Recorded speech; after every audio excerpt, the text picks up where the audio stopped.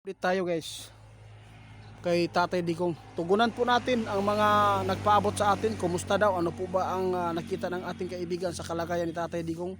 Kung may pag-asa pa ba talaga na makamit na siya po ay makabalik dito. Kaibigan, tungkol po ito kay Tatay Digong, ano po ba ang impormasyon po ninyo? Napakarami po ngayon ang nagpaabot sa atin. Oo nga, kasi may hiniling po doon na dapat po talaga si Tatay Digong daw ay humarap. Ano po pa nakikita nyo dito? Ay, sakit naman yan. Guys, nakakalungkot po itong balita ng ating kaibigan. Nakita po talaga ng ating kaibigan nawala na po talaga ng pag-asa si Tatay Digong na makalabas at nawala na talaga ang gana po niya ngayon na mabuhay pa. Sus, grabe naman to kaibigan, kawawa. Guys, ito po ang nakakabahala ngayon na balita ng ating kaibigan. Mayroon po siya nakuha impormasyon din po. Sana po mga idol, alam po inyo mga idol, bawat araw, bawat buwan, bawat lumipas na linggo ay hindi po natin na mintin po ang pag-iisip po ng isang tao at pangangatawan. Alam po inyo mga idol, ang tao mga idol may hangganan. No, si Tatay Digong mga idol, mayroon po nakita si kaibigan na hindi maganda. At hindi po namin ito gustong ipapaabot dahil po baka po mawalan kayo ng pag-asa.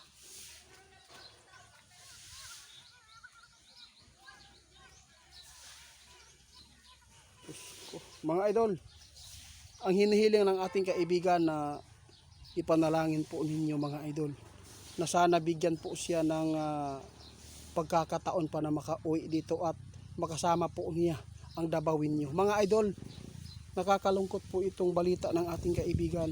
Sana po si Tatay Digong makabalik po siya ng maayos dito at buhay pa.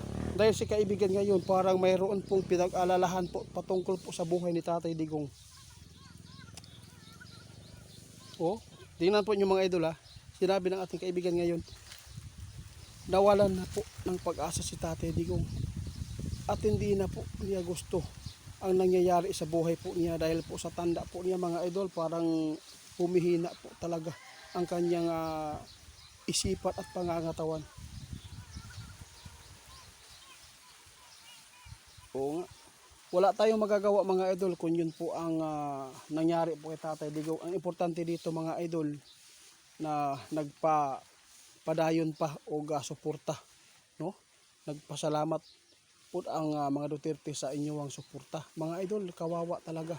Talagang hindi dapat na po talaga sa edad ni Tatay Digong ngayon na ganyan po ang parusa na kanilang ibibigay kasi ilang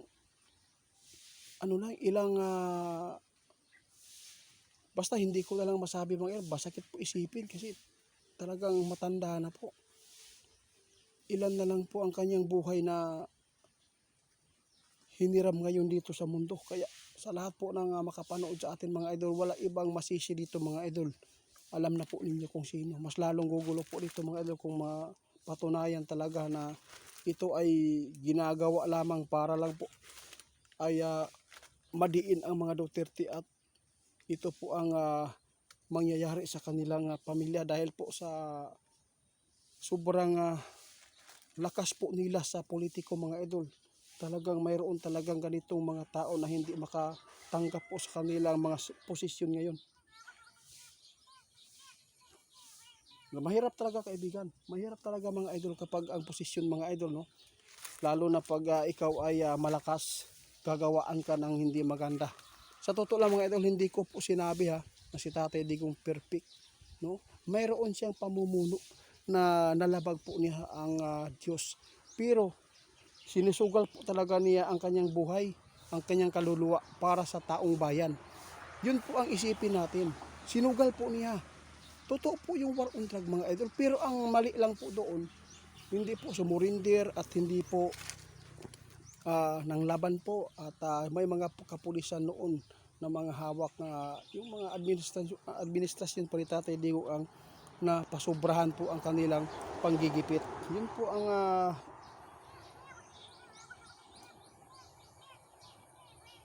talaga. Walang hinihiling si kaibigan ngayon mga idol kundi ipanalangin po natin na sana si Tatay Digong